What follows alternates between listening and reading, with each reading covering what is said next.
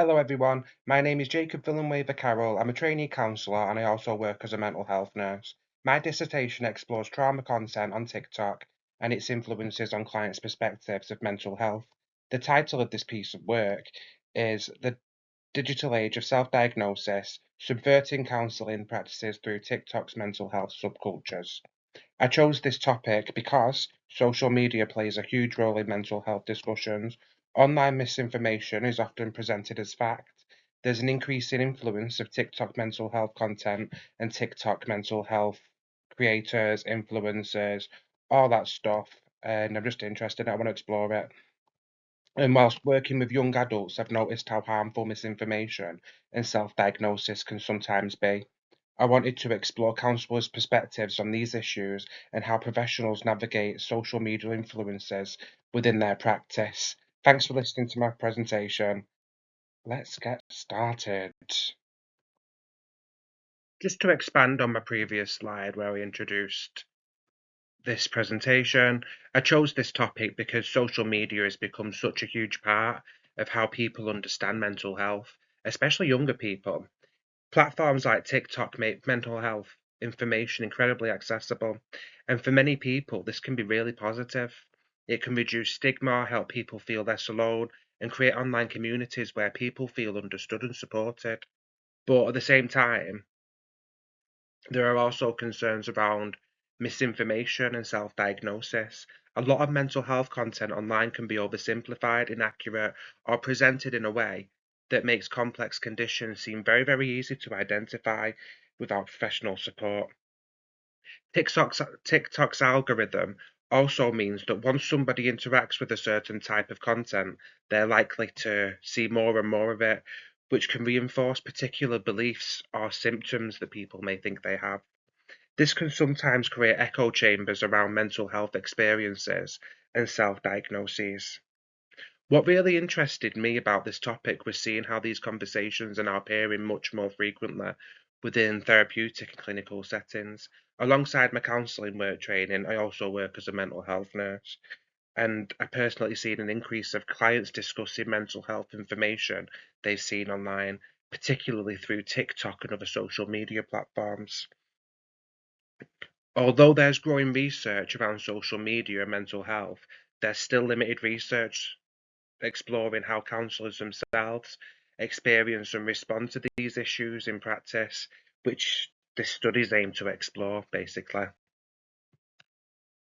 Existing research suggests that social media has significantly changed the way people access and engage with mental health information.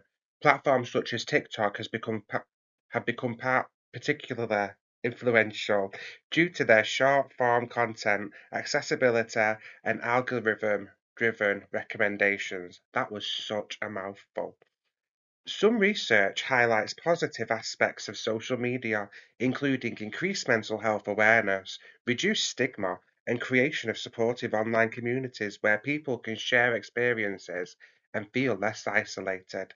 However, there are also growing concerns around misinformation and self diagnosis.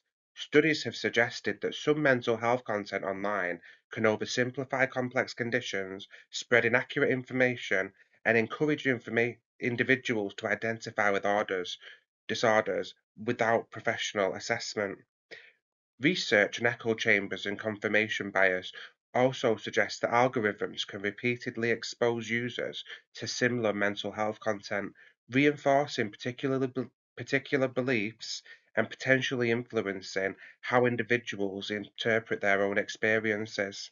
Previous studies have explored the impact of social media on mental health awareness and misinformation, but there is still limited research examining how counsellors and mental health professionals experience these issues directly within therapeutic practice.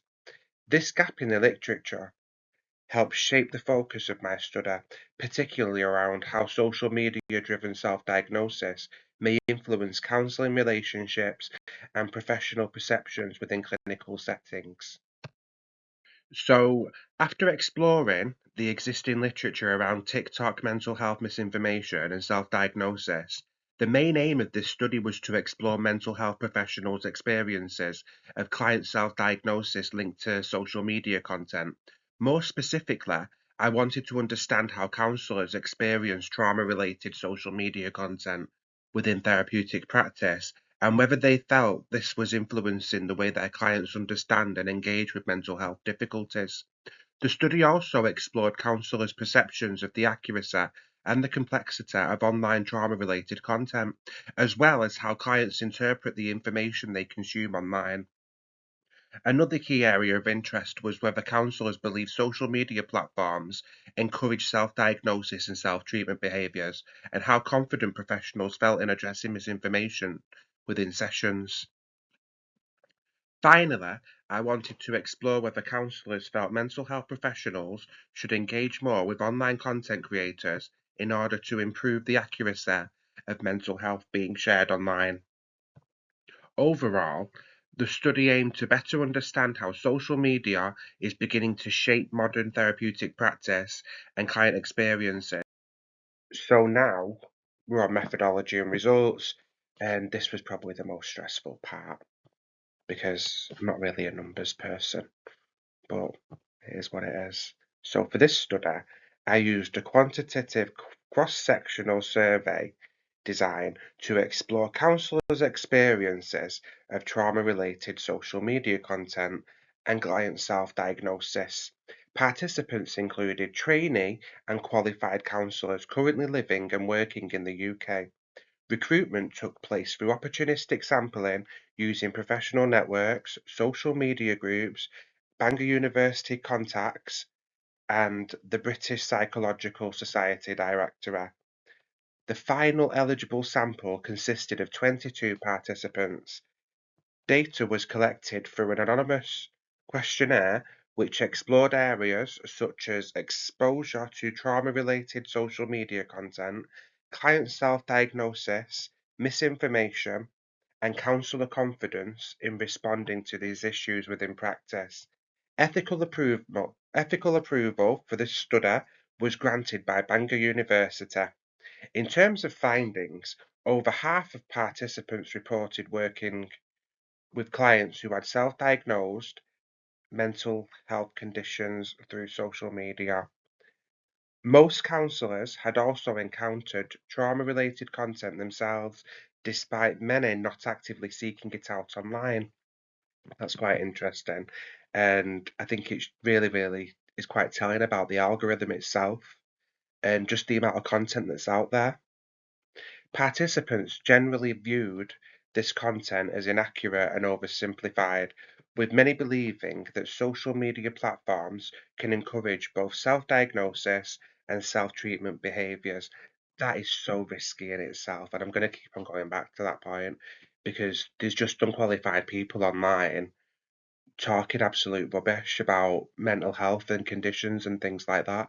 And it's like they're talking to you and treating you like an individual, but they're also treating it like a one size fits all, and it really doesn't work that way. However, most counsellors reported only moderate confidence in addressing misinformation within therapeutic sessions. I found this particularly interesting because it suggests that counsellors are increasingly encountering social media influence within practice, but may not always feel fully equipped to manage the challenges that come with it. Honestly, it just takes me back so much, like when someone says, "Oh, I saw this online on TikTok and I think I might have this condition." It's like, just be more aware, like, please. When looking at the findings overall, what stood out most to me was not just how common social media influenced self-diagnosis appears to be, but how normalised it has become within mental health spaces online. In this study, 59.1% of counsellors reported working with clients who had self-diagnosed mental health conditions through social media, while 86.4% believe that social media platforms actively encourage self-diagnosis behaviours. In addition, 72.7% of participants reported regularly encountering trauma-related content online themselves, despite many not actively seeking it out. I think these findings reflect a major shift in the way people now understand mental health. For many individuals, especially younger people, TikTok and other social media platforms are becoming the first place they turn to for psychological explanations, reassurance, and identity formation before they ever engage with a professional. In some ways, this can be positive. Social media has helped reduce stigma around mental health, opened up conversations that were previously hidden, and created spaces where people feel less alone in their experiences. However, the findings also suggest that there is a darker side to this accessibility. Most participants view trauma related content as inaccurate and oversimplified, which raises important concerns around how complex mental health conditions are being reduced into short, highly consumable pieces of online content. Mental health diagnoses are complex and deeply individual experiences, but on social media, they are often transformed into trends, aesthetics, or personality traits. I've seen it so many times online where people are romanticizing mental illness, basically. They're saying things like, oh, I'm a clean freak because I've got OCD. And they're not really talking about how OCD can make you think you're a child predator, make you think that you're really things that you're not. And it's the same with people who say they've got ADHD because they've seen something online, but they're not talking about the dark side of it, like the amount of guilt and shame people feel, the fact that people with ADHD are more likely to go into risk-taking behaviour, having sex with strangers and doing drugs and drinking lots of alcohol and just really, really risky business. They think they've got ADHD just because they're a bit scatter. Do you know what I mean? Or they struggle to organise things. They're not looking at the bigger picture because the bigger picture isn't available to them at that time. All they're seeing is just content online that's relatable because that's what the content creator wants in order to get views. Really frustrates me. What worries me most is that vulnerable individuals may begin shaping their identities around disorders they encounter online rather than seeking evidence based assessments and support. And I get that, like, an ADHD assessment can take up to 8 months, and people don't really have time for that. Like, they struggle to access mental health support. Like, the NHS is on its knees. I get it. As someone working both as a trainee counsellor and a mental health nurse, this is something I have increasingly observed within practice. Clients are arriving not only with symptoms, but with fully formed online narratives about who they believe they are. In some cases, these narratives may provide comfort or validation, but in others, they may reinforce distress, confusion, or maladaptive beliefs about themselves. Another important finding was that most counsellors reported only moderate confidence in addressing misinformation. Therapeutically, I think this highlights an important challenge for the profession moving forward. Counsellors are now working within a digital culture that is evolving much faster than traditional therapeutic models were designed for. Ultimately, I think the key takeaway from this study is that social media itself is not inherently harmful, but the unchecked spread of mental health misinformation has a potential to significantly influence how people understand themselves and engage with treatment. If mental health professionals do not actively engage with these conversations, social media may continue shaping public understanding of mental health more powerfully than evidence based practice itself. And just think about that. Just an opinion poll versus evidence based practice. It's scary. Overall, this research highlights the growing intersection between digital culture and counselling practice and demonstrates the need for further research into how therapists can ethically and effectively navigate social media driven self diagnosis within modern mental health care. I'm Jacob Villanueva Carroll. That was my presentation. And if you've sat there from the beginning of it to this point. Thank you so much. That's really, really nice of you. And I think you deserve something really nice, like a treat or something. Maybe like a cup of tea and a biscuit, because that was heavy going, even for me. I'm going to go and have a lie down. Thank you so much. Take care. Bye.